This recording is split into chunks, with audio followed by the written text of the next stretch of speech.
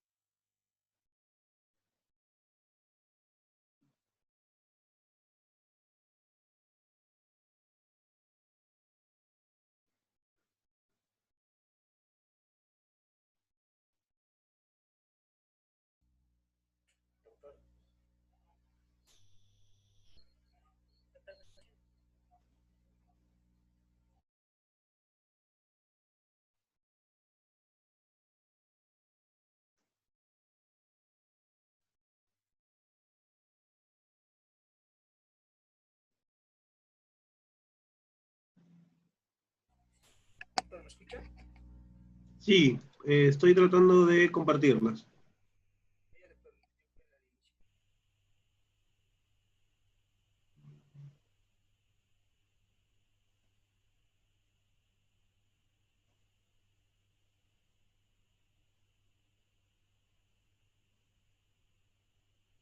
¿Se pueden ver las diapositivas?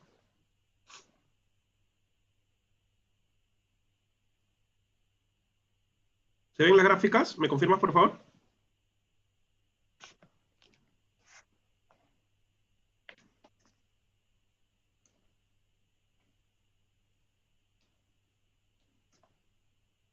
Bien, me parece que ya se están viendo las diapositivas. Bien, buenas noches con todos los presentes. Nuevamente vamos a compartir una sesión el día de hoy.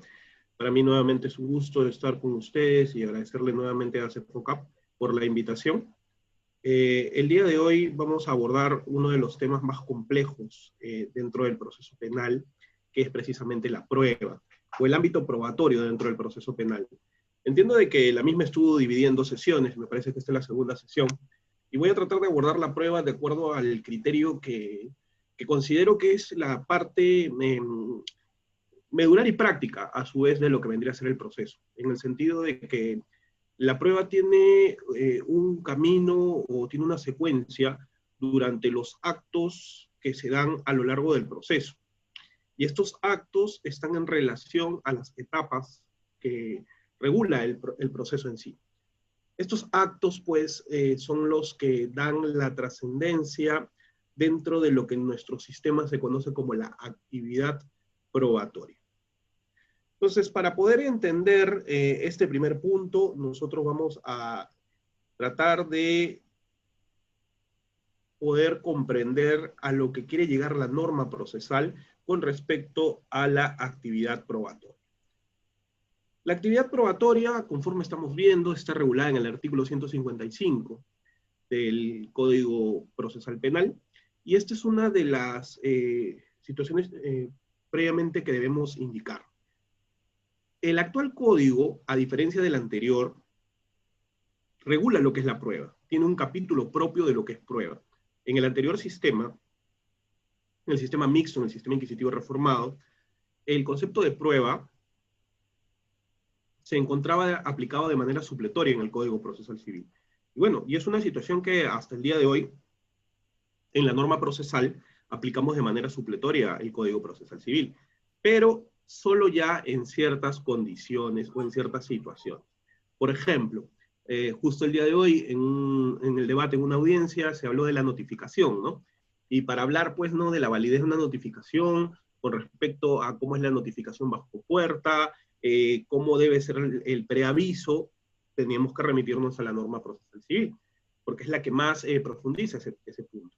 Pero lo que son actuaciones, digamos, activas ya dentro del proceso, que buscan demostrar una determinada teoría, o que buscan, pues, quebrantar, en el caso de la Fiscalía, la presunción de inocencia, en el caso de la defensa, que buscan un ámbito de atenuación, o que buscan probar una irresponsabilidad, pues tendríamos que actuar definitivamente bases probatorias que sustenten esa teoría.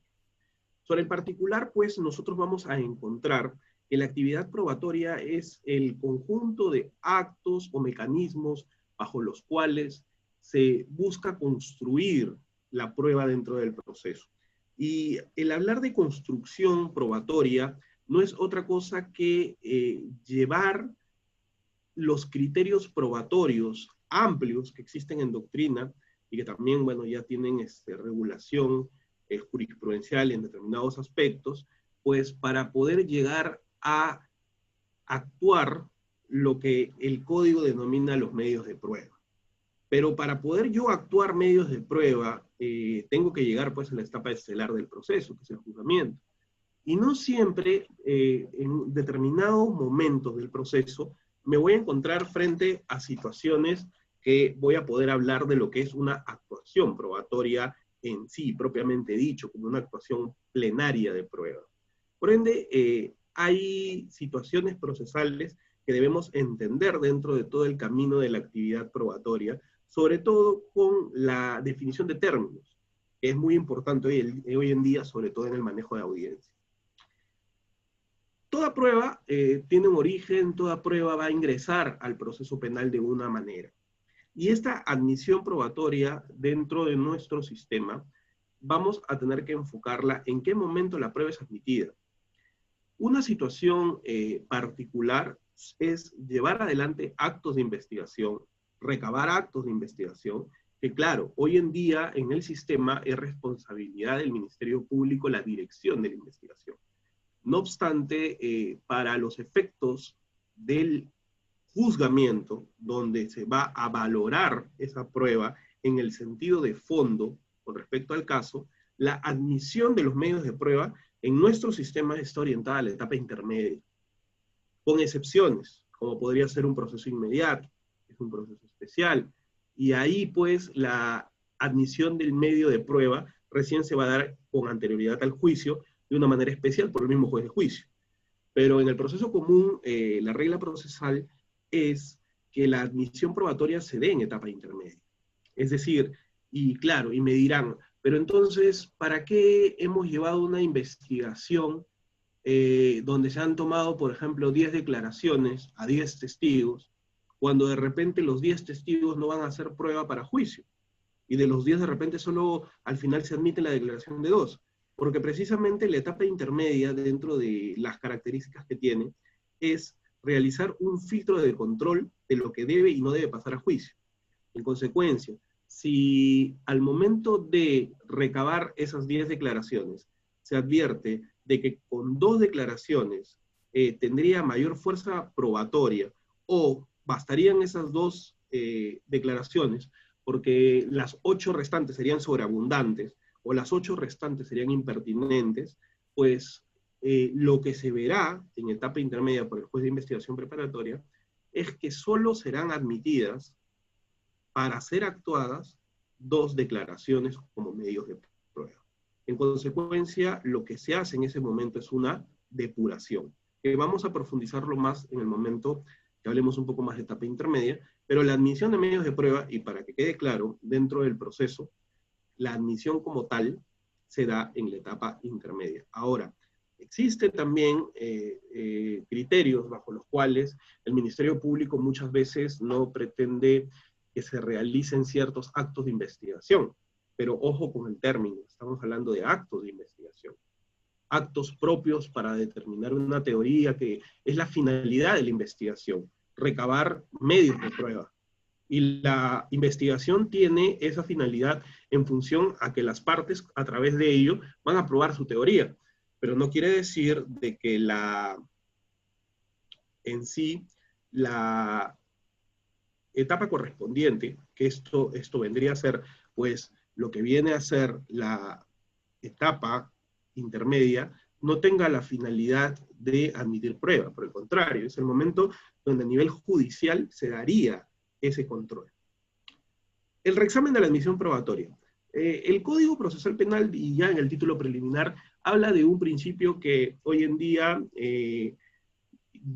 ya lo tenemos más claro, a diferencia de cuando empieza el sistema, que es la igualdad. Pero la igualdad procesal, que es traducido y conocido por todos como la igualdad de armas.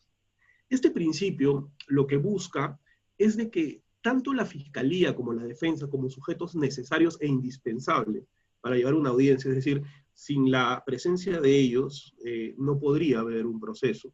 No es como la presencia facultativa del actor civil o el tercero civil, que con ellos o sin ellos igual podría haber un proceso. Pero en el caso de la de Fiscalía y la Defensa es lo mínimo para un contradictorio. Entonces, al ser lo mínimo para un contradictorio, existe pues una situación bajo la cual se va a tratar de determinar en ese contexto si el criterio del juez de investigación preparatoria ha sido o no ha sido el correcto, pidiendo un reexamen de lo denegado al inicio del juzgamiento. Esto es una situación excepcional. Se entiende de que lo resuelto por el juez de investigación preparatoria, en uso de su facultad, tendría que quedar consentido frente a él. Pero es importante, pues, ver de que una de las partes que se ve afectada con la denegación de la admisión de un medio de prueba tiene la facultad de poder solicitar el reexamen de la misma, con requisitos y con situaciones especiales, pero tiene esa facultad. Ahora, ¿qué es lo más importante de este primer aspecto y que debemos tener en cuenta para lo largo de la discusión el día de hoy y para, sobre todo para efectos prácticos, qué es lo que sucede en la realidad? El último momento que tiene la defensa para ofrecer medios de prueba para que sean actuados en juzgamiento es al momento de contestar o al momento de que se absuelve el traslado del requerimiento acusatorio. ¿Qué es lo que quiero decir? Que si yo pretendo incorporar medios de prueba posteriormente, no serán admitidos salvo que sea prueba nueva. Y hay muchos errores en la práctica donde se pretende la incorporación de medios de prueba de manera extemporánea. Y esa es una situación muy particular porque existe mucho desconocimiento de la norma. Hay muchos casos donde los imputados llegan a juzgamiento y llegan a juzgamiento pensando que ahí pueden incorporar sus pruebas. Y la norma es muy clara en este sentido. La investigación, y es prácticamente el mismo concepto de la instrucción, con la diferencia de que acá va a dirigir la Fiscalía, tiene la finalidad de recabar toda la base probatoria de la realización del hecho o no realización del hecho. Y también hay ese prejuicio que muchas veces la defensa llega al proceso pretendiendo que una posición pasiva sobre la cual Fiscalía me tiene que probar la responsabilidad y yo espero a que me prueben la responsabilidad, porque si no me la prueban, hay indubio pro reo o no se quebranta la presunción de inocencia. Esa actuación pasiva no es propia del sistema adversarial, porque iría contra lo que cada una de las partes tiene como obligación en el proceso, que es probar una teoría. En consecuencia, lo que busca el sistema es que durante la investigación se pruebe esa teoría. Y que para los efectos de la admisión probatoria yo ya tenga una base de lo que pretendo llevar a juicio. Y sobre este particular, muchas veces, pues, hay imputados que quedan en indefensión, porque no se presentó pues, el material probatorio de manera oportuna. Y la norma en ese sentido sí es preclusiva. No cabría la posibilidad de que pues, podría darse situaciones donde se pueden actuar con excepcionalidad por desconocimiento. Se habla hoy en día, y claro, y se ve en muchos casos, criterios de defensa ineficaz o situaciones bajo las cuales el abogado puso en indefensión al imputado. Y el imputado, claro, dirá, ¿yo qué culpa tengo que mi abogado no sabía? O yo qué culpa tengo de que mi abogado no lo haya presentado de manera oportuna. Eso me tendría que perjudicar. Esos criterios, por ejemplo, en ese extremo, pues aún no han sido quizás trabajados en el sentido de que al imputado se le pueda dar una valoración distinta en esos contextos. Pero sí, el juez, al advertir una situación de indefensión, sí tiene la facultad de garantizarle el derecho de defensa al imputado y en determinadas situaciones excluir a la defensa. Así como también poner en conocimiento al fiscal superior coordinador, pues la actuación del Ministerio Público cuando también genere una indefensión hacia la sociedad. Bajo esta óptica, pues también es importante señalar de que hace poco una casación se declaró la nulidad de una sentencia y se retrotrajo precisamente el proceso hasta el momento en el cual se corrió traslado de un requerimiento acusatorio. Y aquí sí hubieron aspectos de indefensión, hubieron aspectos de arbitrariedad, de afectación al debido proceso, pero también no es sobre la base de que la defensa se olvidó, pues, ¿no?, de sustentar lo que vendría a ser, pues, la absolución y en consecuencia, pues, presentar los medios de prueba pertinentes. Y no estamos hablando de que son situaciones bajo las cuales habrían habido vicios procesales. Bajo ese contexto que venimos conversando, entonces, ¿cuál es la importancia de lo que vendría a ser la prueba como definición genérica dentro del proceso penal? Y para empezar, como habíamos indicado, tenemos un capítulo de prueba, tenemos un capítulo que regula lo que es la prueba. Y al tener un capítulo que regula la prueba, las bases probatorias y lo que es prueba para nuestro sistema queda claro. Si la base de nuestro sistema es el contradictorio, en consecuencia, todo acto de investigación que pretenda la introducción de un medio de prueba va a ser sometida a contradictorio. Si la Fiscalía pretende tomar la declaración del testigo A, ¿la defensa puede también participar en la declaración del testigo A? Efectivamente. Inclusive, vamos a ver la importancia de lo que viene a ser el ámbito probatorio cuando en determinadas situaciones la base de una determinada teoría se da sobre la existencia o el pretender incorporar un acto de investigación. Por ejemplo, hace poco se me pide cesación de prisión preventiva, donde la imputación era de que 4 personas habrían agredido a un peatón y le habían sustraído sus pertenencias. La teoría de la defensa es que ambos, tanto el agraviado como los 4 imputados, tenían una rivalidad por ser hinchas de distintos equipos de fútbol. Esa es la teoría de la defensa. Y bajo ese contexto pretenden una cesación de prisión preventiva con una ampliación de declaración del agraviado. Entonces, el agraviado va y se rectifica en su declaración brindada a nivel inicial y solo indica de que fue víctima de golpes, más no de la sustracción de sus bienes. Muy bien. ¿Qué es lo primero que tendríamos que ver en esta declaración? El Ministerio Público, con respecto a la declaración inicial, ya construyó una imputación. Ya ha establecido que cada uno de los imputados habría participado en una forma determinada. La defensa cuestiona esa teoría. Para la defensa eso no sucedió de esa manera y el agraviado estaría con ese cambio de declaración desvirtuando los criterios bajo los cuales se da la imputación del Ministerio Público y en consecuencia pretender desvirtuar los graves y fundados elementos de convicción. Pero ¿dónde viene el problema? Precisamente en lo que les indiqué al inicio, la actitud pasiva de la defensa.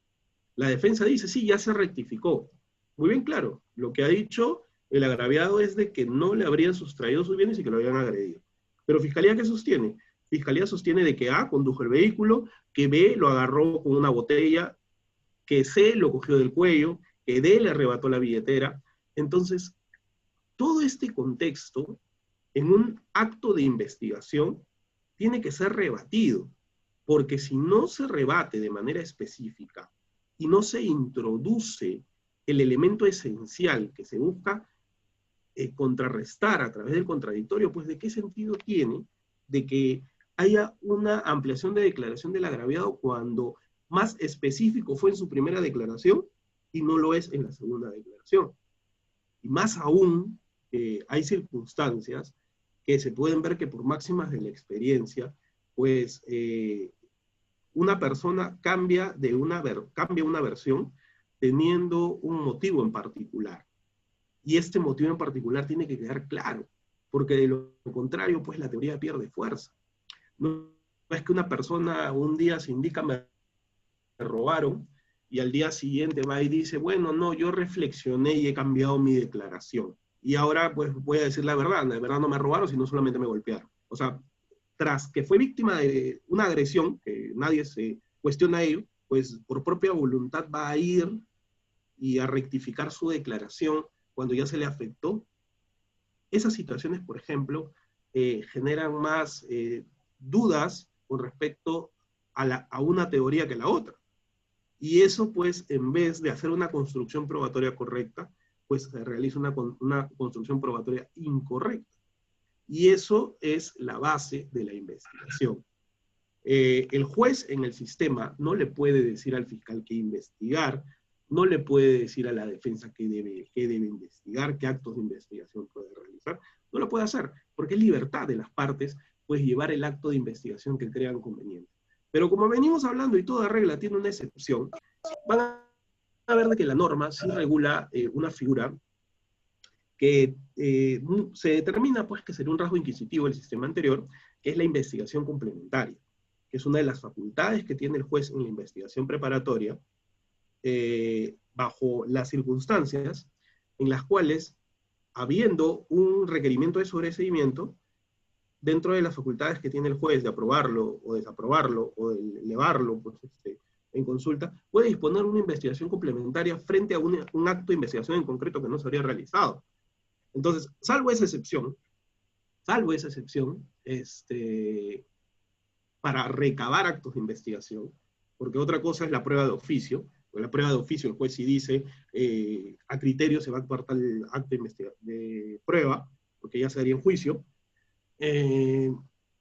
Aquí la situación es de que el juez no podría intervenir, pues, dentro de el contradictorio probatorio en la construcción probatoria. Sí puede intervenir en la prueba de oficio, pero eso ya es el acto de prueba en sí, a nivel de juicio. Pero él no puede decir, fiscal, no tomaste la declaración de Pedro, y Pedro ha estado el día de los hechos. ¿Por qué no le has tomado la declaración? Muy bien, tómale la declaración a Pedro. Eso no puede hacer. ¿Por qué? Porque se va a parcializar. Porque de repente Pedro, pues, va a indicar que el imputado, pues, sí realizó el hecho delictivo. Entonces, esa situación no puede ser admisible dentro de nuestro sistema. La actividad probatoria, ¿sobre qué va a girar? Y esto creo que es para que quede claro cuál es la importancia probatoria. Todo acto de investigación donde se pretenda la construcción probatoria para probar o determinar una teoría, tiene que girar en base a la imputación. ¿En qué momento se debe tener una imputación necesaria, clara, concreta, sobre la que debo ejercer un correcto derecho de defensa? Es una vez que se comunica la formalización de investigación preparatoria. Pero ¿qué pasa con los actos iniciales de investigación? Porque también es una cuestión que hoy en día tiene una discusión muy fuerte. Y claro, cuando se da un nivel de sospecha inicial, se debe hacer una calificación y se debe atribuir cierta actuación frente a un hecho a efectos de recabar elementos iniciales. Pero estos elementos iniciales, salvo los casos de complejidad, pues deben ser urgentes, necesarios, inmediatos. Distinto, como estoy indicando, en los casos de complejidad.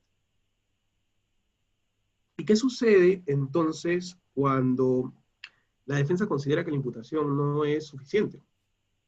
Ahí entran en discusión, pues, los temas que hoy en día se ven como la tutela de derechos por imputación insuficiente, que ya ha sido materia de muchos pronunciamientos en varios casos por la Corte Suprema, en el sentido que se están desestimando estos pedidos de la defensa, porque hay un criterio que sí es importante mencionarlo, que es que no se le puede pedir al fiscal que en la formalización de investigación preparatoria determine con certeza qué es lo que pretende investigar con respecto a la atribución de un grado de participación específico, con respecto a una responsabilidad atenuada, agravada. ¿Por qué?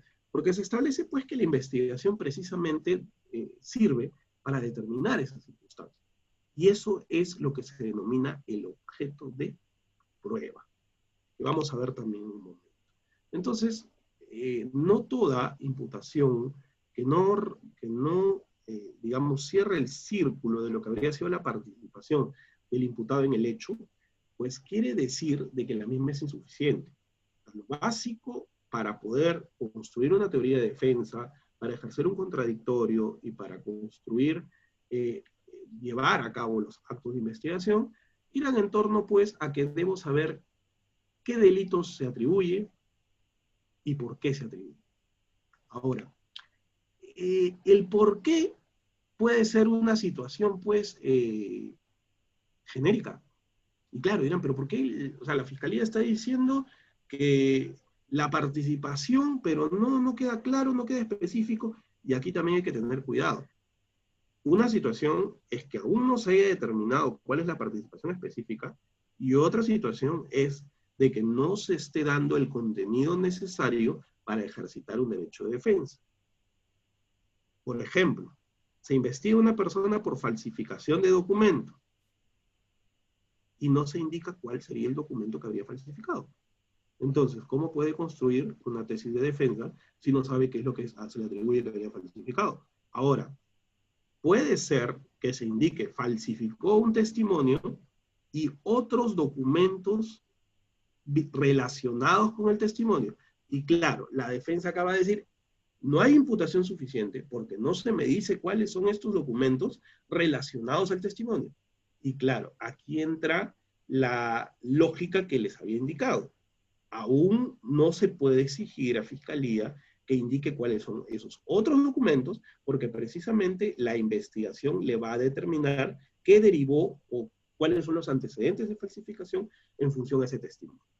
Entonces, hay que tener cuidado con la interpretación que le podemos dar a la imputación en función a lo que yo debo probar. Y obviamente, pues, dentro del ámbito de litigación oral está el adelantarse al criterio de la contraparte. Uno tiene que leer o tener una lectura probatoria de lo que la otra parte pretende demostrar o determinar. Y eso también es importante. Y es también ahí donde yo digo, pues, de que no debe haber una actuación pasiva de la defensa. Porque si la defensa no plantea una estrategia probatoria, no plantea cómo contrarrestar quizás indicios que se vienen recabando, pues no va a probar su teoría. Y esto no quiere decir de que tiene que haber una situación bajo la cual la defensa pues tiene que ser un obstáculo para la labor de investigación. Eso no puede ser leído de esa manera. Una situación es actuar de mala fe, pues haciendo pedidos maliciosos, dilatorios, y obstaculizando pues la averiguación de la verdad, como sería el caso pues, ¿no? Y donde se han visto situaciones donde se trata de amedrentar a un testigo, o se trata que el testigo declare falsamente, y otra situación es de que pues se actúe y se recabe lo que determinaría una determinada posición. Ahora, hay circunstancias y en muchos casos, en muchos requerimientos de prisión preventiva, donde el Ministerio Público pretende indicar que hay peligro de obstaculización porque el imputado no quiso declarar, o porque a criterio de la Fiscalía, con los demás elementos de convicción, ha declarado de manera falsa. Y hay muchos requerimientos de prisión preventiva donde dicen hay peligro de obstaculización porque el investigado no está declarando con la verdad, porque el investigado guardó silencio, en consecuencia no quiere colaborar con la investigación. Ese criterio es un criterio totalmente inquisitivo, retrógrado y que no guarda relación alguna con lo que es una obstaculización. Al imputado no se le puede exigir que se autoincrimine, no se le puede exigir que ayude en su labor al Ministerio Público, ni mucho menos pues de que facilite la labor persecutoria que le corresponde al fiscal. Es decisión del imputado querer confesar o no querer confesar, querer colaborar o no querer colaborar. Es una posición de parte de lo que le corresponde dentro de su derecho de defensa. Entonces, en consecuencia, con respecto a una declaración de un investigado, no forma parte de lo que vendría a ser un acto de investigación o medio de prueba, porque la declaración del imputado, y esto es muy importante, es un medio de defensa. Es el momento en el cual él ejerce los descargos de la imputación, es el momento en el cual él va a defenderse. Lo que es un medio de prueba, o que puede ser construcción probatoria, es la confesión, siempre y cuando se lleve de acuerdo a lo que establece la norma. Pero no se le puede exigir al imputado, pues, de que ayude al fiscal a la construcción de su imputación. Eso no podría hacerse. Y eso también es importante decir. Las pretensiones en el derecho penal y el derecho a probar. El derecho a probar forma parte de lo que es el derecho de defensa y forma parte de lo que es la igualdad en el proceso. Nuestro sistema, como sistema acusatorio adversarial, lo que busca precisamente es que haya una confusión de dos posiciones. Ahora, ¿qué pasa cuando no hay dos posiciones y solo hay una posición? Pues básicamente una de las partes está allanando esa posición. Y eso podría ser una situación bajo la cual se opte, como en el caso de una sentencia anticipada, y cuando la norma no lo permita, poder llegar a una atenuación de pena. Pero existen situaciones que tienen un contrasentido, por ejemplo, con esto. Porque cuando una de las partes se allana a la actividad probatoria, lo que genera es la simplificación de la misma. Lo que genera es una situación que va en beneficio del principio de economía procesal, pues hay un ahorro de tiempo, gasto y esfuerzo. Entonces, hay una aceptación y lo que la confesión, pues, se corroboraría con elementos periféricos. Ya determinarían, pues, que el allanamiento de la teoría del caso, por ejemplo, en el Ministerio Público, implica, pues, de que no haya que llevar un esfuerzo procesal innecesario. Pero en este caso el legislador ha establecido ciertas prohibiciones en algunos delitos donde no puede haber sentencia anticipada. Y también,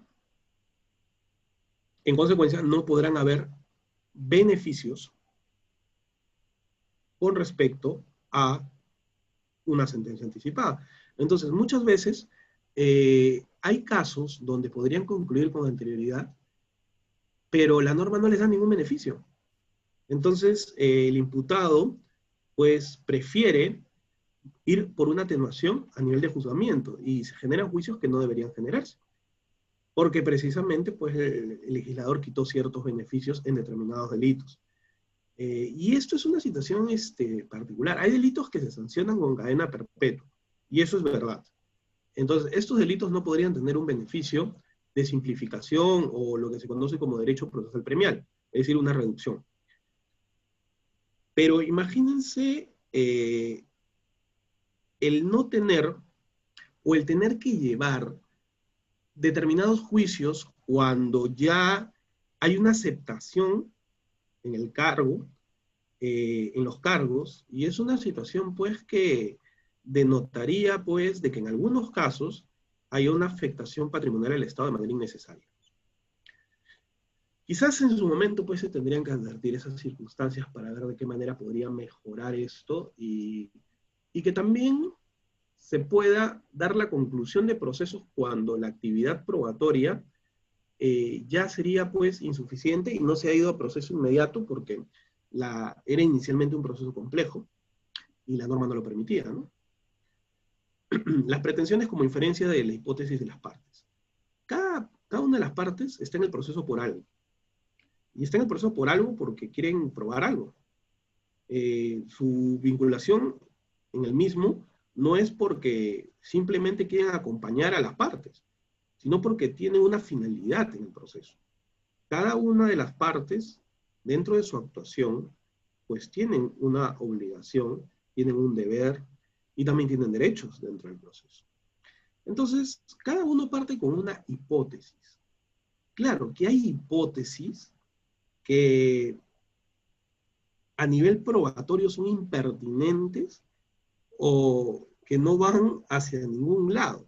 Una de las cuestiones, por ejemplo, y que se ha podido haber escuchado de repente también en Ayacucho, es de que hay casos donde se imputa un delito contra la libertad sexual y la hipótesis de la defensa es de que, y tal, y como se ha visto en los medios de comunicación en algunos casos, la hipótesis de la defensa es, hubo pues una aceptación de las relaciones sexuales entre el imputado y la agraviada porque la agraviada le gustaba mucho salir a fiestas.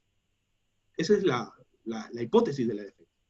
Entonces, esa hipótesis de que le gustaba mucho la vida nocturna, de que le gustaba salir mucho a las fiestas, pues tiene relación con una teoría en función a poder determinar una atenuación o una absolución, y vamos a ver efectivamente que no.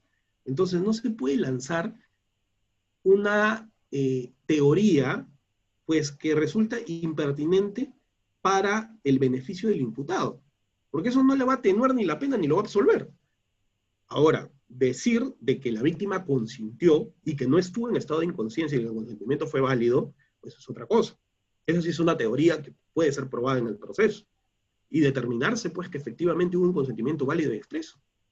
Pero decir pues no, cuestiones que no son de trascendencia probatoria, pues al final generan de que entre en discusión ciertas situaciones donde pues una de las partes pretende probar una teoría llena de prejuicios, y eso no podría ser. Y no podría ser más allá de que si la forma de pensar del fiscal, de la defensa, es correcta o no es correcta, sino porque para el proceso no va a servir. O sea, no va a servir. O sea, es una circunstancia que en definitiva no va a contribuir para la correcta actividad probatoria.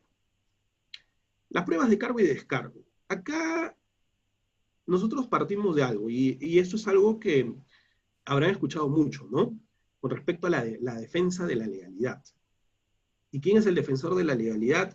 Según lo establecido en su propia ley orgánica y según lo que vemos en la actuación de día a día, el Ministerio Público. Entonces, el Ministerio Público, como defensor de la legalidad, tiene la obligación de recabar pruebas de cargo y pruebas de descargo. Si el Ministerio Público advierte una prueba de descargo, pues no la puede poner debajo de la mesa y decir aquí no hay nada, porque no estaría actuando con objetividad. Y esto genera de que el Ministerio Público tenga que investigar lo favorable y tenga que investigar lo desfavorable.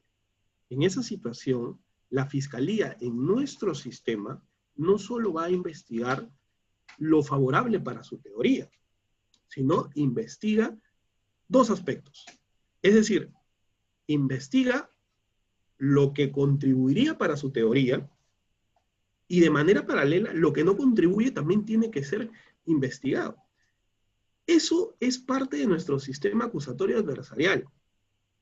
Mientras que la defensa va a investigar lo que afectaría el derecho de su patrocinado y pondría el acto de investigación para que sea recabado, vamos a ver que no.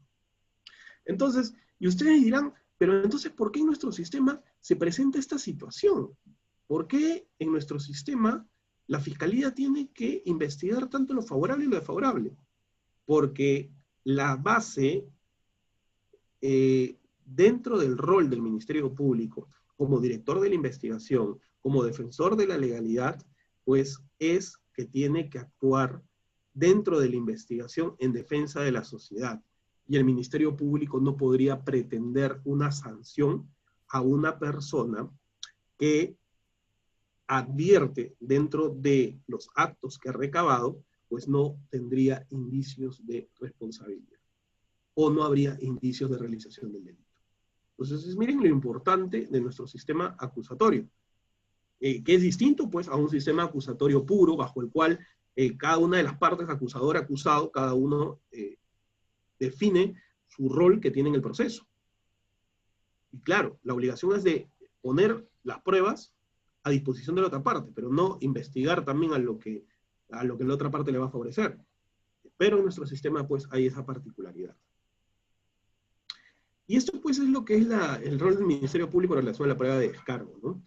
Es importante pues que podamos entender todos que en el día a día la Fiscalía no solo se aboca a una labor de determinar la responsabilidad de una persona frente a la realización de un hecho delictivo, sino el rol del Ministerio Público va más allá de ello. La defensa de los intereses de la sociedad busca que el Ministerio Público pues también garantice que haya una investigación objetiva contra la persona que recae en los cargos. No olvidar que también es parte de la sociedad, y no olvidar pues que el Ministerio Público, dentro de este deber de legalidad, pues no podría realizar actos contrarios a lo que vendría a ser la buena fe procesal, ni tampoco contrarios pues a lo que viene a ser, en este caso y de manera concreta, el derecho a probar. El derecho a probar, que quizás si lo van a buscar como tal, pues no lo van a encontrar. El derecho a probar no está regulado como tal, en el cual diga el Ministerio Público tiene derecho a probar, la defensa tiene derecho a probar, o cada uno tiene el derecho a probar. El derecho a probar forma parte de lo que es el ámbito de igualdad, es lo que forma parte del derecho de defensa. Y cada una de las partes, pues, guarda o reposa sobre el derecho a probar su finalidad en el proceso.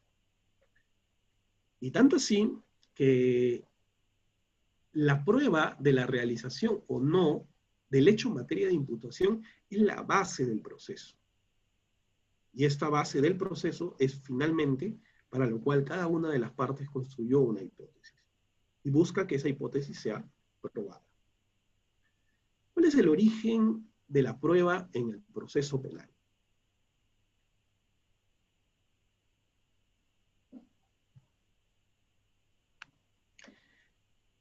Todo caso a nivel penal, y esto es importante porque cuando nosotros vemos todo el ámbito de prueba y queremos llegar ya a juicio y queremos pues no interrogar, contrainterrogar, olvidamos a veces situaciones muy elementales, como en qué momento se origina la prueba. ¿En qué momento parto yo en la construcción de esa hipótesis que es la que debo demostrar a lo largo del proceso? Y esto se da en el conocimiento de la noticia criminal o en el conocimiento también determinado de la notitia criminis. Si yo no identifico el origen de la prueba, pues voy a tener vacíos e inclusive podrían darse supuestos de prueba prohibida que no determiné. Entonces, el origen probatorio va en función, de manera concreta, a lo que viene a ser el conocimiento de la noticia criminal. Y ese conocimiento de la noticia criminal es lo que identifica que es el punto de partida para que el Ministerio Público realice la investigación. Esta noticia criminis va a determinar qué es lo que se debería imputar y qué es lo que se debería investigar. Frente a ello, la sesión pasada tocamos un tema que era lo que era la prueba evidente. Y era materia del Acuerdo Plenario 2016, que también desarrollamos, que era lo que era el proceso inmediato reformado. Y en ese supuesto hablamos de algo importante, que cuando se tiene prueba evidente, ya no sería necesario realizar una investigación. En consecuencia, no sería necesario recabar o realizar actos de investigación. ¿Y cuándo había prueba evidente? Cuando había una circunstancia de flagrancia directa o cuasi flagrancia, bajo la cual había una percepción física desde el momento de la realización del evento delictivo hasta la captura del investigado. Y esto hoy en día se está dando de manera más continua. hay muchos delitos contra el patrimonio que están llegando a ámbitos de tentativa. Están llegando a supuestos de tentativa. Y por situaciones paradójicas, hace 2 semanas, en 2 audiencias de prisión preventiva, y miren por lo menos hasta dónde está llegando, digamos, los índices de delitos contra el patrimonio que se vienen atribuyendo. En 2 efectivos policiales, a uno le sustraen su motocicleta en la puerta de la comisaría. Y otro efectivo policial también ingresan a su casa a sustraerle bienes. Y otro efectivo policial le sustraen el vehículo. Y todo en un radio urbano muy delimitado. Entonces estamos viendo, pues, ¿no?, de que ya los índices de criminalidad, pues, aumentan donde antes no se pensaba que iba a haber una sustracción de un bien. Hoy en día, pues sí, ya no es algo que está fuera de lo común. Entonces, en estos supuestos de tentativa, donde la propia víctima advierte la sustracción de su bien y proceden, por ejemplo, a un arresto ciudadano, o procede a una intervención de manera inmediata, pues habría prueba evidente. Habría prueba evidente. Y muchos casos también son mal interpretados o son mal calificados por el Ministerio Público en función a la teoría que manejen. Por ejemplo, hay mucha confusión entre las lesiones para determinar hurto, para determinar robo. Y ustedes miran, ¿pero por qué? Porque hay circunstancias, por ejemplo, caso 1, la agraviada tenía su celular en la mano, el imputado se la arrebata y empieza a correr. La agraviada lo coge del polo, ya tiene el celular, dijo que ella lo coge del polo y empiezan a forcejear, ambos caen al suelo, la agraviada se lesiona varias partes del cuerpo, producto del forcejeo y de caer al suelo, y finalmente el agraviado emprende la huida, pero es ya reducido posteriormente por los efectivos policiales. En este caso, el Ministerio Público imputó hurto. Hurto. Porque establecía, pues, de que el ámbito de violencia no había sido para la sustracción, sino había sido un acto posterior. Sin embargo, hay circunstancias donde, pues, la persona no quiere desprenderse del bien, y producto de eso hay un forcejeo, y en esos casos se están imputando robo. Entonces, más allá de determinar qué sería hurto o qué sería robo, lo que quiero llegar es a que esa imputación tendría que ser clara frente a la prueba evidente, porque podría llevarse a juicio un delito que no corresponda. Y claro, generaría inclusive de que el juez se tenga que apartar de la calificación, o inclusive que se tenga que desnaturalizar el proceso inmediato y volverse proceso común. ¿Por qué? Porque tendrían que investigarse ciertos actos. Entonces, esas situaciones pues generarían de manera particular que ya la actividad probatoria pues pierda fuerza, ¿no? Porque no es lo mismo investigar un hecho teniendo pues a los testigos, pudiendo advertir qué otro acto faltaría en el momento, por ejemplo, las cámaras de vigilancia. Y eso es importante, cuando se da un proceso inmediato y no se obtuvieron las cámaras de vigilancia, si el proceso se desnaturaliza y regresamos otra vez al ámbito común y se pretende recabar los mismos, de repente ya no hay las cámaras. Ya no van a estar las cámaras de videovigilancia. Y eso pues ya podría afectar. Entonces lo que es prueba evidente pues tiene que ser una situación concreta y clara frente a lo que es el ámbito de imputación y determinar pues que se renuncia al acto de investigación. ¿Cuál es la diferencia entonces de la prueba dentro del proceso inmediato y en el proceso común? La diferencia más clara es que en el proceso inmediato o no se recaban actos de investigación más allá de los urgentes que determinarían el concepto de prueba evidente, o circunstancias bajo las cuales existe una simplificación probatoria. Es decir, la Fiscalía pues ya no requeriría más porque ya todo lo que se hizo pues de manera inmediata. Pero en el proceso común no. El proceso común tiene una etapa de investigación preparatoria propiamente dicha, donde se debe recabar pues todo el material probatorio a través de los actos de investigación que determinarían la realización o no del hecho delictivo y la responsabilidad del imputado. más el actor civil también tiene toda la facultad en ese momento, tratar de recabar todo lo necesario para probar su pretensión civil. Entonces, en consecuencia, lo que estamos advirtiendo, ¿qué cosa es? De que el proceso inmediato, o proceso abreviado, llamado en otros sistemas, o como proceso especial, pues hay una situación donde la investigación se va a dejar a un lado para llegar a un juicio rápido. ¿Por qué? Porque se considera que lo que se recabó en los actos iniciales de manera urgente, o lo que se hizo dentro de los primeros 30 días de investigación preparatoria, son suficientes. Eso es decisión fiscal. Ahora, me dirán también, y no sé si lo desarrollamos en la sesión pasada, ¿qué pasa si la defensa sí quiere investigar o si quiere recabar? Y el Ministerio Público dice, no, proceso inmediato.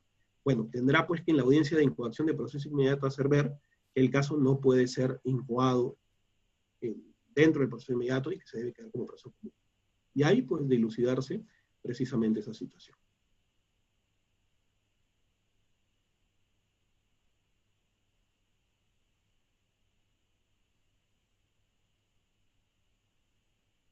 Veamos, pues, circunstancias dentro del ámbito probatorio, que de la doctrina vamos a ir a la norma, es decir, a lo que nos regularía el código y a lo que sería, pues, la actividad probatoria en sí. Primer concepto, lo que es fuente de prueba.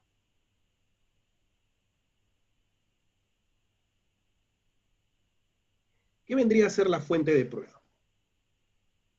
La fuente de prueba, para nuestro sistema, es el origen del medio de prueba. O sea, ¿cuál es la importancia de la fuente de prueba en nuestro sistema? La fuente de prueba lo que determina es cuál viene a ser el origen o de dónde nace el ámbito probatorio. ¿Esto por qué es importante? Porque si nosotros no tenemos un origen determinado, en qué momento o en qué forma, pues, se da lo que viene a ser la circunstancia en la cual se da toda la construcción dentro de la actividad probatoria, es porque no es determinado el origen mismo de la prueba. Y el origen de la prueba tiene este aspecto trascendental en función a que van a haber circunstancias dentro del conocimiento de la noticia criminal de donde va a partir toda la actividad probatoria. Y acá como ejemplo se pone el cuerpo del imputado. Ejemplo, un registro personal. Arrebató el celular. Muy bien. Hay una sindicación, pero ¿cuál sería la prueba evidente? Lo que buscamos dentro de la simplificación probatoria. El celular. ¿Y dónde se le encuentra el celular? Escondido en el cuerpo. ¿Cuál es el acto urgente que se está realizando? Acta de registro personal. Y en consecuencia deriva a una incautación. Esta acta de registro personal que deriva en una incautación genera pues de que para este caso en concreto lo que se busca es determinar el origen probatorio. Todos los casos tienen que tener un origen probatorio. Todos los casos tendrían que tener una columna vertebral a nivel probatorio que determine, pues, qué es lo que se investigaría y qué es lo que se pretendería probar. Ese es el origen probatorio y sobre lo cual es necesario determinar en todos los casos, para manejar una teoría, para manejar precisamente un ámbito de hipótesis en función a lo que yo pretendo probar, es determinar cuál es mi fuente de prueba. Sin mi fuente de prueba, yo no voy a poder recabar medios de prueba, no voy a poder actuar una prueba concreta en juicio, porque no voy a saber qué voy a investigar. Tanto responsabilidad de la Fiscalía como la defensa de determinar la fuente de prueba, porque de la fuente de prueba deriva toda la actividad probatoria. Elementos de prueba. Bueno, como ven y lo señala acá Vélez Mariconde, es un dato objetivo. ¿Qué son los elementos de prueba? Datos objetivos, que también son conocidos como indicios. Mientras más elementos de prueba tengo, más cercano voy a poder llegar a una construcción probatoria en función a lo que pretendo probar. Pero esta construcción probatoria pretende la introducción de un acto de investigación, propiamente dicho, a la investigación preparatoria. Y vamos a ver en un momento cómo se introduce ese acto de investigación.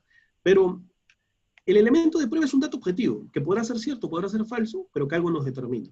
Por ejemplo, en este caso, un elemento de prueba, por ejemplo, puede ser, y para salirnos un poco del ejemplo, siempre se establece de que el celular puede ser o no robado, ¿correcto? Entonces, si establece que el celular puede ser o no robado, el elemento de prueba, por ejemplo, puede ser el hecho de que el celular no tenga el código SIM. No tiene el código SIM. Es un dato. ¿Podrá ser robado? De repente. ¿Podrá ser vendido por otra persona que era su tenedor, su titular, y que pues por X motivos pues se quedó sin código SIM? También podría ser. Pero ese dato objetivo puede ser capaz de generar algo cierto o algo probable. Sí. En los ejemplos ven una prenda con una mancha de sangre. Puede ser sangre humana, puede ser sangre de un animal, de repente no era sangre, de repente era otro tipo de fluido, es decir, X posibilidades, pero es un dato objetivo. Y estos datos objetivos dentro del proceso, lo que deben ser son corroborados. Y esta corroboración va en función a lo que se pretende construir. Ahora, el elemento de prueba no determina o no va a quebrantar la presunción de inocencia, el elemento de prueba no va a determinar si mi teoría la prueba o no. El elemento de prueba, como estamos viendo, son datos objetivos. Y estos datos objetivos giran pues en función a lo que puede ser cierto o no cierto. Es una probabilidad, y las probabilidades en el proceso giran pues en torno a situaciones que se pueden dar o que no se pueden dar. Entonces, es importante determinar esta situación. ¿Y cómo introduzco, pues, cuál es el conducto o el canal a través del cual yo llevo a mi elemento de prueba dentro del proceso? ¿Cuál es esta situación? Y esta situación va en función, pues, a lo que vendría a ser, esta situación va en función a lo que vendría a ser lo que sí está regulado en nuestra norma. Y lo que está regulado en nuestra norma es con respecto, pues, a cuáles son los medios de prueba, qué es el conducto o el canal, cómo incorporamos el elemento de prueba. Habíamos hablado hace un momento, pues, no de si el celular era, no era robado. Entonces, ¿qué es lo que se va a hacer? Pues se tiene que hacer una pericia, o se hará una pericia. En el caso de la mancha de sangre, será una pericia también biológica. Ese acto bajo el cual pretendo corroborar ese elemento es el medio de prueba. Y los medios de prueba en el código están establecidos. La declaración del agraviado, la declaración de los peritos, la prueba pericial, el documento, el protocolo de necropsia, el reconocimiento de personas, la exhibición de documentos, es decir, nos regula cuáles son los medios de prueba. Y en relación al imputado que hablábamos hace un momento, es la confesión. Entonces vemos pues de que el medio de prueba, lo que normalmente de manera común decimos medio de prueba, tener cuidado. Por ejemplo, en una audiencia de prisión preventiva, no pueden haber medios de prueba si la misma es requerida conjuntamente con la comunicación de formalización de investigación preparatoria. ¿Por qué?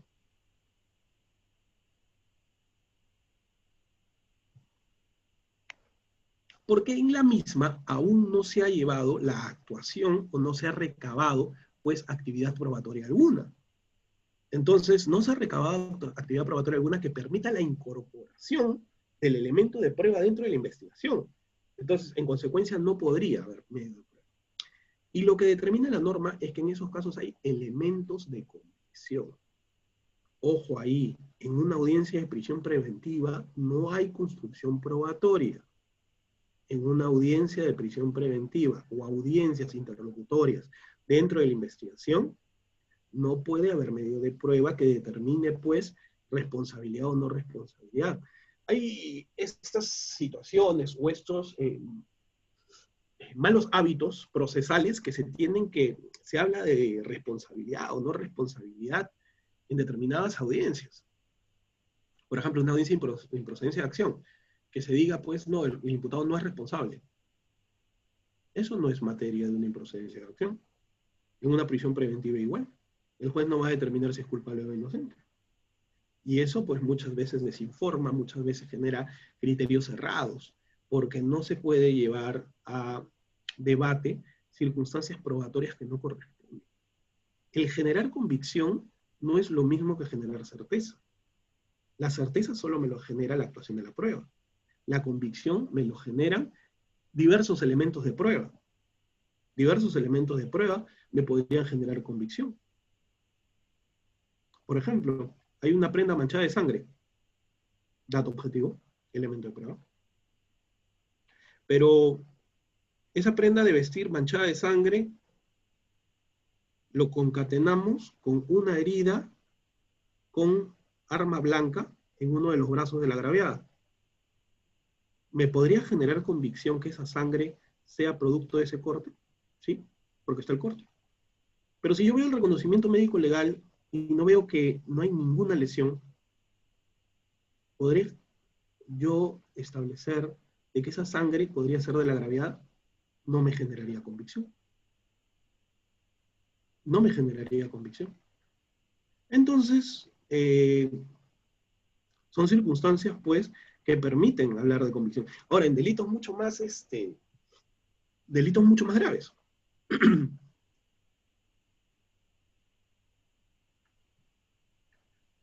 Violación sexual de menor. Y miren, ese caso, hasta ahora no se resuelve y son circunstancias que quizás la ciencia debe explicar. Bueno, tiene que tener una explicación, ¿no? Pero en su momento, pues, se tiene que determinar lo que genera convicción o no. Se establece, pues, que el imputado habría mantenido relaciones sexuales con una menor. Y la parte agraviada, menor de 14 años, y la parte agraviada indica de que producto de ello, la misma habría salido embarazada y habría alumbrado a un menor. Esa es la imputación. Pero ¿dónde viene la convicción? En la sindicación de la menor. Pero ¿qué pasa si el certificado de medicina legal, y no uno, sino dos, establecen que la misma no tiene defloración? Y es más, el menor, tenemos la partida, donde indica pues que él sería el padre, pero el certificado de medicina legal dice que no tiene defloración, y no uno, sino dos certificados. Podríamos tener convicción en ese estadio, en ese momento, porque no estamos hablando de medio de prueba, no estamos hablando de prueba de ADN, no estamos hablando en este momento de eso. Estamos hablando de que el elemento de convicción sería esa situación. Podríamos generarnos convicción que los certificados de medicina legal indiquen de que no había defloración y que la parte agraviada indique sí, efectivamente, ha sido abusada sexualmente y producto de ello salió en estado de gestación. Pues no tendría sentido. No habría, habría una contradicción que quebrantaría, pues, precisamente que el elemento produzca grave y fundado elemento de convicción. Y eso, pues, también se tiene que valorar en el momento.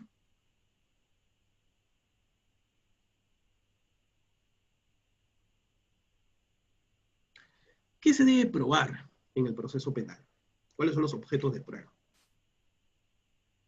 Como pueden ver en la lámina, son objetos de prueba para el proceso penal, en primer término, la imputación.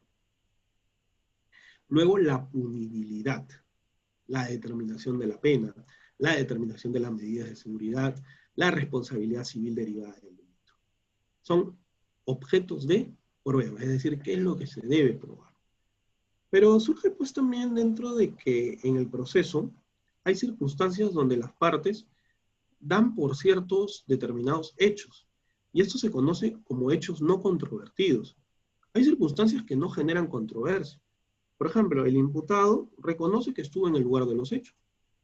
Lo que no reconoce es haber realizado la conducta, pero acepta estar en el lugar de los hechos.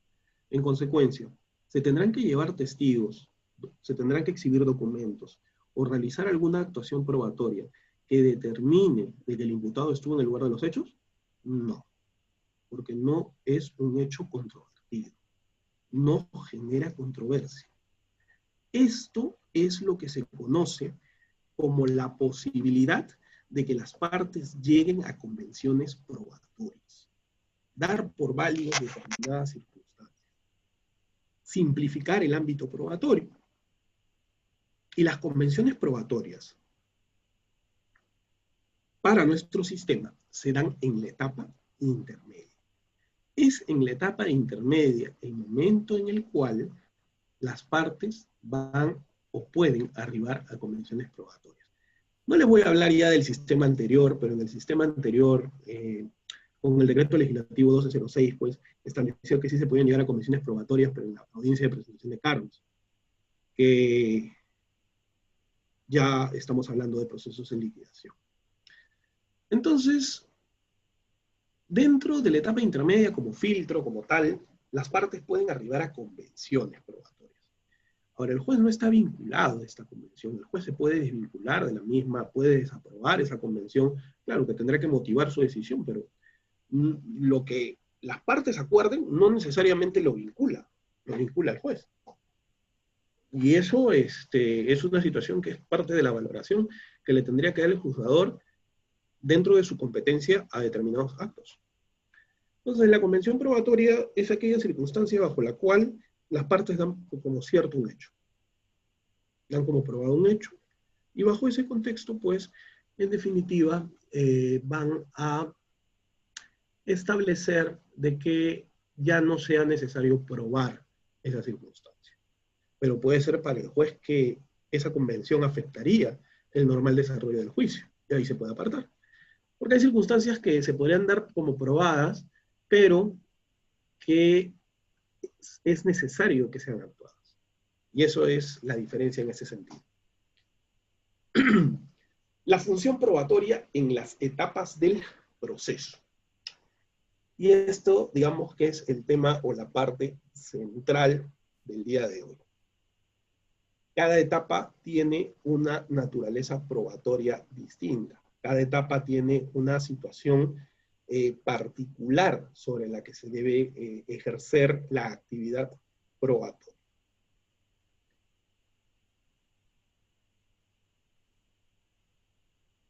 En principio, investigación. ¿Cuál es la diferencia que tendríamos entre los actos de investigación a nivel preliminar con los actos de investigación en relación a la imputación necesaria que ya hemos hablado, que se da pues, con una formalización de investigación preparatoria? Entonces, estos actos de investigación a nivel preliminar, ¿cuál es la función probatoria de los mismos? Y acá hay que establecer de que la situación procesal sobre los mismos gira en relación a los actos urgentes, necesarios e irrepetibles. ¿Qué concepto es este? El de prueba preconstituida. Entonces, en la etapa y la investigación preliminar, que forma parte de todo el contexto de investigación, lo que se buscaría es recabar situaciones que posteriormente no se podrían hacer, o que si se pueden hacer, perderían fuerza probatoria, o podrían ser afectadas, pues, ¿no?, en un futuro. A diferencia de la investigación preparatoria, porque se entiende de que la investigación preliminar es una etapa corta, breve, y es más, surge así, con esa idea en el código. Por eso es que inicialmente la investigación preliminar duraba 20 días, posteriormente se modifica y ahora son 60 días. Y en procesos complejos 8 meses. Y en los hipercomplejos, pues vemos investigaciones preliminares que superan hasta, llegan casi a equipararse pues a la investigación preparatoria en los hipercomplejos, que son los 36 meses. Pero la investigación preliminar tuvo ese contenido de que sean actuaciones urgentes, irrepetibles, en el momento, ¿no? Entonces, esto es importante frente a lo que es el contexto bajo el cual se lleva una investigación preliminar. Y en la investigación preparatoria ya es una situación distinta totalmente, porque acá sí pues, inclusive si hay una medida coercitiva, los actos de investigación podrían ir también en función, ya no solo a determinar la teoría, sino también a buscar una cesación. ¿En función a qué? A nuevos elementos de convicción. Para eso sirve la investigación preparatoria. Situación distinta a la preliminar, pues, ¿no? Y en la investigación preparatoria surgen varias circunstancias, pues, ¿no? Inclusive pueden haber las pretensiones civiles que habíamos hablado. Y podrían haber también restricciones de derechos frente a la búsqueda de pruebas, que también vamos a ver en un momento. Pero la base, pues, no es el origen probatorio, lo que hablamos hace un momento, la fuente de prueba. Si yo no determino mi fuente de prueba, pues no voy a poder establecer qué es lo que se vendría o qué es lo que se determinaría para que se pueda investigar. Una vez que yo recabo todo lo que yo considero que es necesario para mi teoría, igual la fiscalía, la defensa, muy bien, todas las partes, se termina la investigación preparatoria porque cumplió su objeto, porque se venció su plazo, en la mayoría de casos porque se venció el plazo.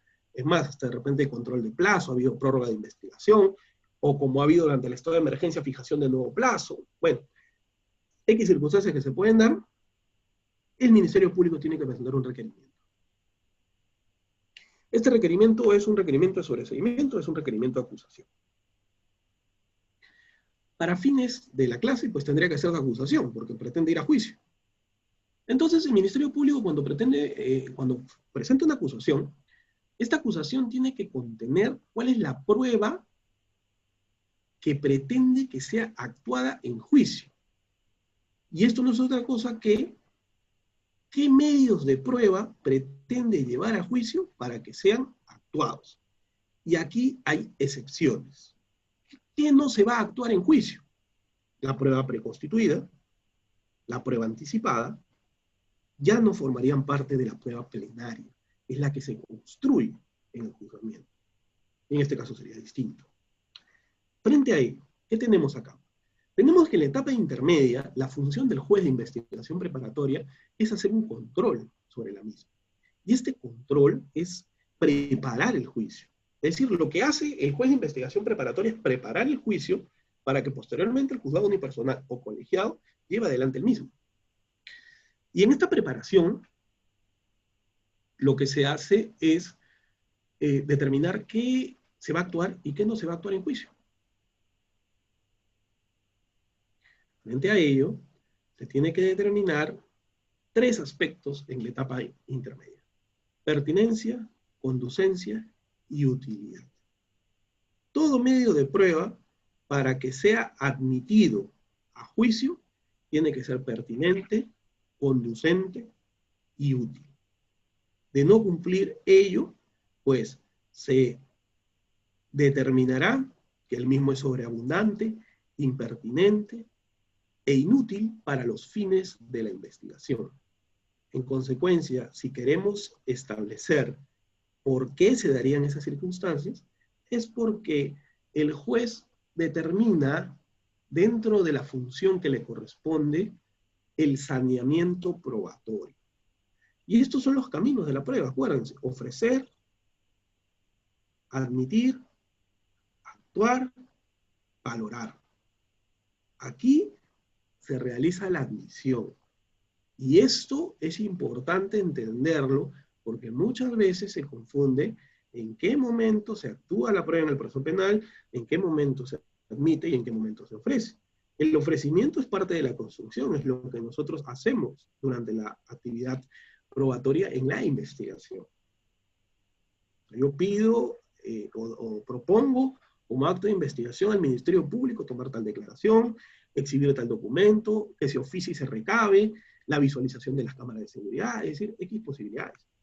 Pero eso con una finalidad, pues, ¿no? Poder construir mi actividad probatoria y poder realizarla para que yo, al momento de la etapa intermedia, pueda determinar la pertinencia, conducencia y utilidad. Finalmente, juzgamiento. Actuar la prueba. En juicio, a lo que se ve es que la prueba plenaria se da en la actuación de la misma. Puedo haber yo recabado el testimonio. Yo ya sé qué va a decir ese testigo. Pero de nada me va a servir si el testigo no lo declara en juicio. Salvo excepciones, donde, por ejemplo, pues, el testigo es inubicable. Ahí se leerá su declaración anterior. Pero la construcción probatoria implica que la actuación de la prueba se dé en juicio. Y esto es importante, porque es en el juicio donde finalmente se va a valorar también la prueba. Es el último camino, el último momento a nivel probatorio donde va a terminar desde que se originó la prueba, desde el conocimiento de la noticia criminal, hasta el llegar, pues, a este momento de la prueba plenaria.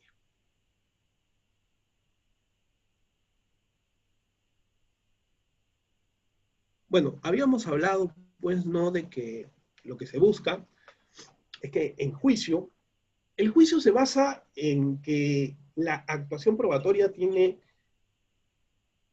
se centra en lo que viene a ser algo muy activo, que es hoy en día, y que forma parte de un trascendental, o la columna vertebral de la litigación oral también, a nivel de la construcción probatoria, que es el interrogatorio y el contrainterrogatorio. Sobre esa base se van a actuar las pruebas. Y en ese sentido, pues, lo que tenemos es que el que va a aportar a ese ejercicio es el órgano de prueba. ¿Quién es el órgano de prueba? Es la persona, es el sujeto, que va a dar una versión sobre lo que vio, lo que escuchó o lo que analizó. De ahí se determina si es testigo experto, si es testigo referencial, si es testigo presencial. Eso se va a entender. Pero el órgano de prueba es precisamente la representación viva de la actuación de la prueba. Importante bajo ese criterio.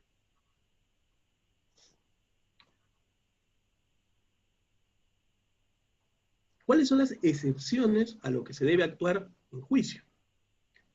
Como habíamos hablado, la prueba preconstituida y la prueba anticipada. Pero acá hay una situación importante en función de algo.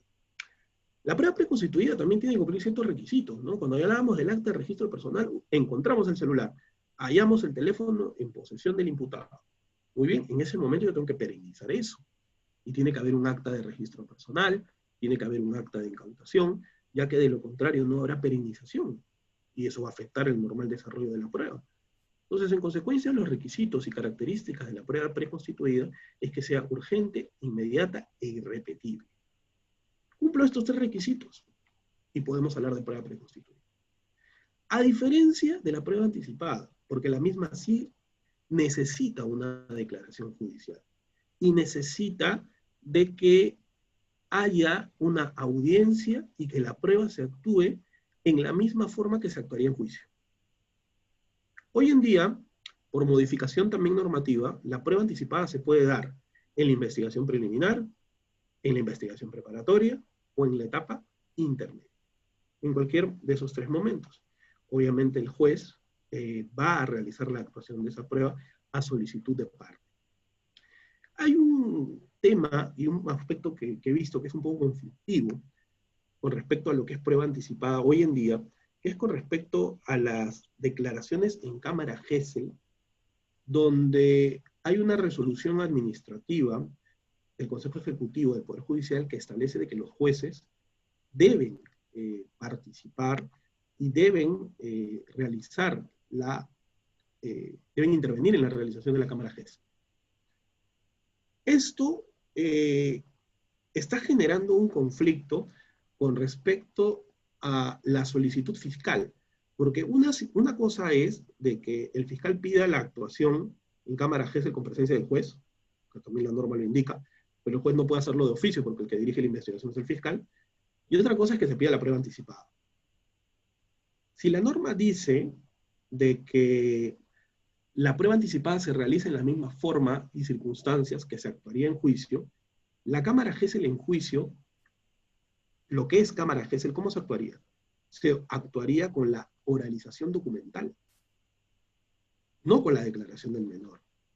Porque precisamente lo que se busca en cámara Gesell es que ese documento donde está transcrita la declaración o el disco donde está perennizada el video o la grabación, pues se actúen de una manera distinta a un órgano de prueba. Entonces, hay esta situación y que inclusive aún yo he manifestado mi posición de que, y es inoficioso sí, pero la norma es clara, en la forma y circunstancias como se realiza en juicio. Entonces, el juez no podría participar en la declaración en cámara Gesell y en ese mismo acto decir, muy bien, y esto es prueba anticipada. Porque no sería la forma y circunstancias como se llevaría en juicio. y la norma lo indica, salvo interpretación en contrario. Y es un tema interesante, porque en principio el que debería dirigir el acto de investigación es el fiscal. Pero existe esta situación particular. Prueba prohibida, uno de los conceptos que más se habla hoy en día y de los que más complejidad hay a nivel probatorio.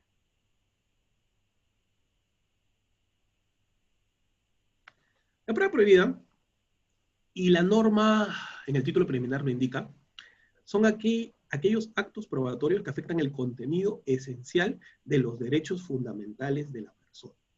Recordemos, contenido esencial de los derechos fundamentales de la persona.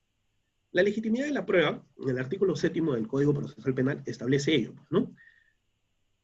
Solamente se va a valorar lo que ha sido incorporado en un procedimiento constitucional legítimo, carecen de efecto las pruebas obtenidas directa o indirectamente con violación del contenido esencial de los derechos fundamentales de las personas, y la inobservancia de cualquier regla establecida a favor del procesado no podrá hacerse valer en su perjuicio. Pero, ¿a qué se refiere con contenido esencial?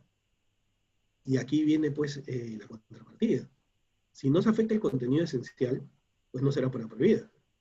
Y pueden haber pruebas irregulares, que no necesariamente son pruebas prohibidas. Cuando nosotros hablamos de prueba prohibida, estamos hablando de que la realización de esa prueba ha afectado el contenido esencial de un derecho fundamental. Por ejemplo, cuando no hay flagrancia y un efectivo policial ingresa a allanar un inmueble. ¿Hay una afectación? Claro que hay una afectación. Y si en el allanamiento, pues, ha realizado incautaciones, encontró bienes, ¿cómo quedarían esas situaciones? Bueno, pasibles de ser pruebas prohibidas, ¿no? ¿Y cómo se busca la exclusión probatoria en el proceso penal? A través de una tutela de derechos. Esto fue materia de un acuerdo plenario. 4 del año 2010. En el acuerdo plenario 4-2010 se establece, pues, de que la tutela de derechos también puede ser un mecanismo para excluir prueba prohibida. Está indicado. Y frente a ello, es importante determinar qué es prueba prohibida, qué es prueba irregular. Y prueba irregular, por ejemplo, ya hasta un acuerdo plenario lo regula, que es el acuerdo plenario 6-2012, cuando es la ruptura de la cadena de custodia. Se rompió la cadena de custodia. Y al romperse la cadena de custodia, se podía establecer, se ha generado prueba prohibida. Ya la doctrina jurisprudencial ha establecido que es prueba irregular. Y la prueba irregular no pierde su eficacia, pero pierde su fuerza probatoria. La prueba prohibida no puede ser incorporada al proceso, y si ha sido incorporada, no puede ser valorada en perjuicio del imputado. Eso es lo que dice. La famosa teoría del árbol del fruto envenenado, ¿no? Todo lo que deriva de la prueba prohibida va a ser viciado. Y eso es una circunstancia que siempre vamos a tener que tener en cuenta. También se habla de prueba ilegítima, prueba prohibida, prueba ilícita. Para nuestro sistema, y claro, ya entramos a la discusión, pues, no de si prueba ilícita sería lo mismo que prueba prohibida. Bueno, en la prueba ilícita se habla no solo de la afectación al contenido esencial de un derecho fundamental, sino también de una garantía constitucional. Pero en nuestro sistema el título preliminar es claro, ¿no? Nos habla de la afectación del contenido esencial. Y del contenido esencial, pues ya tendríamos que interpretar si el contenido esencial puede derivarse, pues, por ejemplo, de una afectación al derecho de defensa. Y en nuestro sistema eso no va a ser permisible, porque queda bien claro, contenido esencial de un derecho fundamental. Por ejemplo, la libertad, ¿puede ser afectada en el proceso penal? Sí. La libertad de domicilio, ¿puede ser afectada? La inviolabilidad de domicilio, sí, con un allanamiento. Entonces, hay excepciones. Pero claro, si no hay una orden judicial o no se da el procedimiento, como dice, constitucionalmente establecido o normativo para la realización del mismo, pues vamos a encontrar de que de por sí hay una afectación.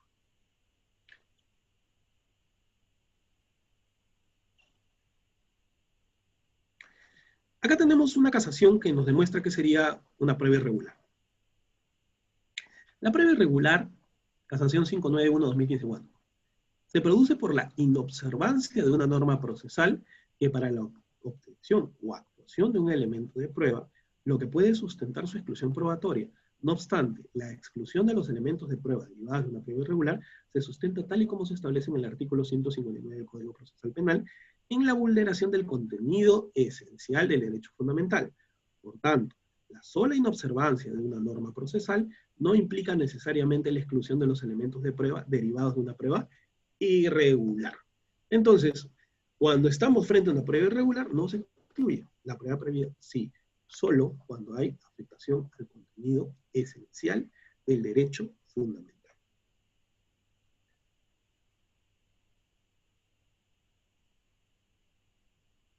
Bien, vamos a la última parte. Búsqueda de pruebas y restricción de derechos. Esta es una situación, ese es un capítulo que es muy importante que tenga una regulación propia y que no sea materia de interpretación o que tengamos que ir a normas supletorias, ¿no? Porque la búsqueda de pruebas y restricción de derechos es una cuestión excepcional. Y como tal, tiene que ser aplicada de manera proporcional. No solo ello, también tiene que ser razonable y tiene que ser idónea para los fines de la investigación. En consecuencia, es una excepción a la regla. No es parte del sistema restringir derechos para buscar ámbito probatorio. No, es una excepción. Y más, la norma en el artículo 202 lo dice de manera clara, ¿no? Cuando resulte indispensable restringir un derecho fundamental para los fines de esclarecimiento del proceso. Es decir, no todas las personas van a ser allanadas. A no todas las personas se les va a hacer una interceptación telefónica. No todos los investigados se les va a levantar el secreto bancario, se les va a levantar la reserva tributaria. A no todos se les va a realizar extracciones de fluidos o tejidos. Son situaciones excepcionales que obviamente requieren un control judicial previo o posterior, que será previo cuando no haya flagrancia y será posterior cuando haya flagrancia. Si estamos en una situación de flagrancia y en ese momento se determina que se tiene que restringir el derecho porque se puede volver un acto bajo el cual se afecte el ámbito probatorio y se tiene que restringir de manera excepcional, el juez tiene que convalidarlo. Y cuando se pide, por ejemplo, una detención preliminar, también con allanamiento, de cerraje, pues bajo este contexto, pues se tiene que haber una autorización de parte del juez. No puede ser que inmediatamente, pues porque existiría pues la creencia, pues se realice dicho acto. No. Y la norma es clara en esto. Restringir el derecho fundamental tiene que guardar una formalidad, tiene que guardar una coherencia y tiene una estructura. No es porque se le ocurrió simplemente a la fiscalía o a la defensa pues restringir el derecho. No.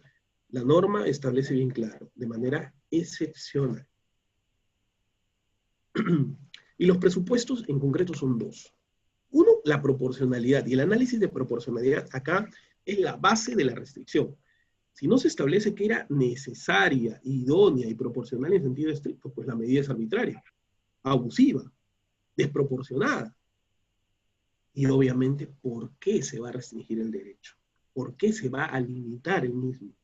Si no se justifica o no se establece, pues vamos a encontrar una situación bajo la cual carecería de sentido afectar un derecho fundamental con fines de investigación. Se debe pues aclarar en función a ello. Bien, estoy seguro que han surgido muchas, o van a surgir muchas preguntas, por eso he reservado también un tiempo prudente para poder absolver, si no son todas, la gran mayoría de las preguntas. He tratado de hacer de la manera más concreta y sencilla todo lo que es la actividad probatoria dentro del proceso penal. Claro, de que hay temas que no los hemos tocado quizás a profundidad, pero por la misma naturaleza de determinados temas, como por ejemplo prueba prohibida, podríamos hablar una clase entera, o inclusive de búsqueda de pruebas y restricción de derechos, así como de tutela de derechos. Entonces, voy a sí ser, y voy a explayarme un poco más con las preguntas que puedan tener frente a las dudas que me hagan llegar. Entonces, vamos a hacer lo siguiente, son las 7:34, vamos a hacer una pausa de 5 minutos para que puedan enviar sus preguntas, y voy a pasar a absolver las mismas. ¿Bien?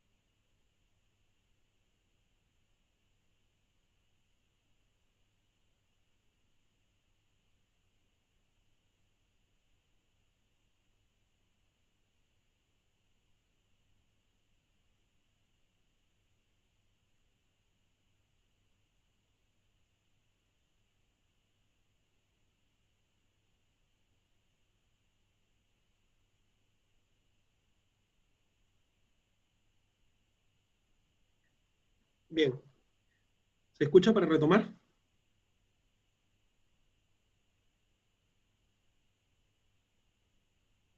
Sí se lo escucha, doctor. Bien, vamos a continuar. Entonces, acá tengo algunas preguntas que me han formulado precisamente por el chat, ¿no? A ver, en los casos de cámara Gesell es prueba prohibida si el fiscal realizó la entrevista a la menor con el equipo profesional y luego lo hizo nuevamente como prueba anticipada. A ver, la prueba prohibida es aquella que afecta el contenido esencial de un derecho fundamental. Entonces, primero tendríamos que determinar por qué el fiscal tomó dos cámaras Gesell, ¿no? No habría necesidad de que tome dos cámaras Gesell, porque en principio, una cámara Gesell podría ser sometida a prueba anticipada. Ahora, de acuerdo a la pregunta que me hace, es prueba prohibida si el fiscal realizó la entrevista a la menor con el equipo profesional y luego lo hizo nuevamente como prueba prohibida. Bueno, hacer dos declaraciones en cámara Gesell tampoco sería prueba prohibida. Lo que sería prueba prohibida, por ejemplo, sería si el fiscal no sigue el procedimiento en cámara Gesell y él mismo le realiza las preguntas y no a través del psicólogo, y le realiza preguntas sugestivas a la menor, pues obviamente para afectar el derecho del imputado. Ahí sí podría haber. Pero como está planteada la pregunta, no. A ver. Entiendo que se tiene que probar tanto los elementos objetivos como subjetivos del hecho delictivo. ¿Cuál es la dificultad en materia probatoria al que se enfrentan los fiscales al momento de probar el elemento subjetivo? Por ejemplo, en el caso de hurto simple, hurto de uso. ¿Cómo se distingue y prueba el elemento subjetivo para adecuar la conducta a uno de los dos tipos penales? Esta pregunta es importante establecer de que esto genera muchas veces de que hayan acusaciones alternativas. Y la acusación alternativa, pues, precisamente gira en torno a la base de lo que quizás durante la investigación no habría quedado del todo claro cuál de las dos posiciones sería, y faculta a que el fiscal pueda llevar ambas situaciones a juicio. Es una situación que se puede dar. Ahora, el elemento subjetivo, que precisamente generaría cuál es el ámbito del dolo o el animus del sujeto, pues gira en función también muchas veces a las máximas de la experiencia y también a lo que se ha podido recabar. Porque, por ejemplo, el sujeto que arrebata un celular y se va corriendo, pues no arrebató el celular solo para hacer una llamada y devolverlo. ¿Por qué? Porque las máximas de experiencia nos indicarían pues de que si quería para hacer uso del mismo, no hubiera procedido de esa manera, ¿no? Es muy importante ponernos en cada caso en concreto. Luego me pregunta, en relación a la prueba prohibida, se aprecia que los miembros de la policía efectúan allanamientos a vehículos particulares en caso de tráfico ilícito de drogas, sin orden judicial, en mérito de información de inteligencia. En estos casos estamos hablando de prueba prohibida. Es importante de que el allanamiento solo procede contra los inmuebles. Y acá en nuestra legislación hay un vacío. Y yo recuerdo hay una película, inclusive para que me puedan entender hasta dónde llega el derecho a la intimidad. O sea, lo que estoy tratando de decir es que no se puede allanar un vehículo. O sea, lo que se puede allanar es un inmueble, más no un mueble. Y el vehículo pues no tendría esa condición. Pero inclusive hay una película bajo la cual una persona se ingresa a una cabina de teléfono público y la policía no podía ingresar a la cabina de teléfono público. ¿Por qué no podía ingresar? Porque era un espacio privado. Estaba siendo usado por una persona y no podían ingresar. Y para poder ingresar, ingresaban solo con la autorización de esa persona o con una autorización judicial. Entonces vemos pues que nuestra realidad, eso es en un sistema americano, anglosajón, pero en nuestro sistema no, pues. El vehículo no cumple esa finalidad. Y en los casos, pues, no de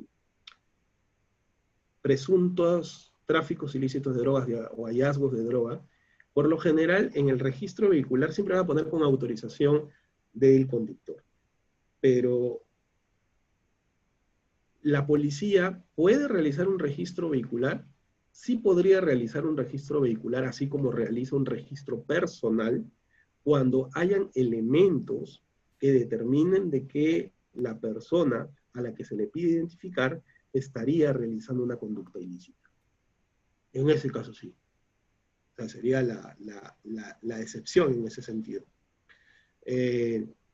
Ahora, no puede haber una orden judicial para poder hacer el registro de un vehículo porque obviamente pues la prueba se perdería, ¿no? Imagínense pues de que se tiene droga en un vehículo y se pide pues la autorización. Cuando se da la autorización y cuando se va a registrar el vehículo, pues ya, ya no va a haber nada. Entonces, acá parte también de un tema de flagrancia, ¿no? Parte de un tema de flagrancia. Bueno, prueba prohibida sería pues en función a que no haya un motivo bajo el cual se pretenda hacer un registro. Y es más, prueba prohibida sería pues de que apareció droga de la nada y que no era de posesión del investigado, ¿no? La prueba de oficio vulnera el principio de imparcialidad. Muchas veces el juez de juzgamiento reemplaza la actuación previa. Sí, es que una cosa es que, y esto es también distinguirlo, una cosa son preguntas aclaratorias y otra cosa es prueba de oficio. La prueba de oficio está regulada en la norma. Nos puede gustar o no nos puede gustar, pero la norma lo faculta. Entonces ya es una situación de interpretación o de propuesta de reforma o propuesta legislativa, pero la norma lo regula. Es lo mismo mencionar una prueba ilegal que una prueba prohibida y cuáles serían los efectos que surten cada uno. Para nuestro sistema, la prueba ilegal básicamente se incorpora o se enfoca en una prueba prohibida. O sea, no vamos a encontrar acá una distinción de prueba ilegal con prueba prohibida. Lo que sí vamos a encontrar es una distinción entre prueba irregular y prueba prohibida. E indiqué dentro de la clase de que la prueba ilegal en derecho comparado también se amplía a lo que vendrían a ser afectaciones a las garantías constitucionales, que no necesariamente es el contenido esencial de un derecho fundamental. Ahora, los efectos de la prueba prohibida en nuestro sistema es que no debe ser valorada y no debe ser incorporada. Ahora, con la prueba ilegal no hay la definición en nuestro sistema de prueba ilegal, entonces no podría haber un efecto de manera particular con respecto a ella. En la etapa intermedia se puede ofrecer como prueba para el juicio a un testigo que la investigación preparatoria no ha declarado. Sí. ¿En qué casos? Cuando no declaró porque no se le pudo ubicar. O no declaró, por ejemplo, porque estaba fuera del país. Pero para el juicio puede venir. Solamente tendría que sustentar por qué pido la declaración de ese testigo.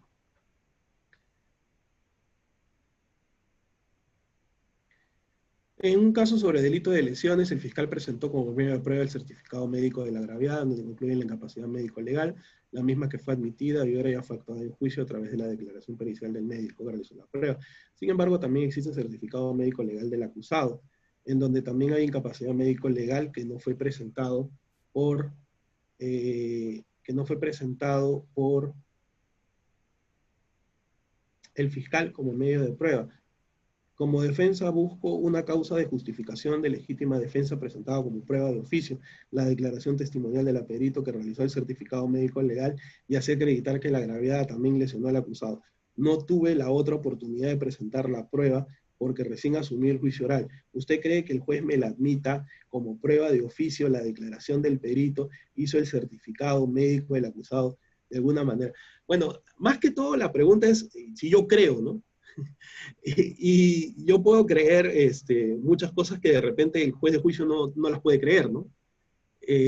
Acá lo importante es que cuando el juez da una prueba de oficio es porque considera de que hay un vacío que tiene que llenar.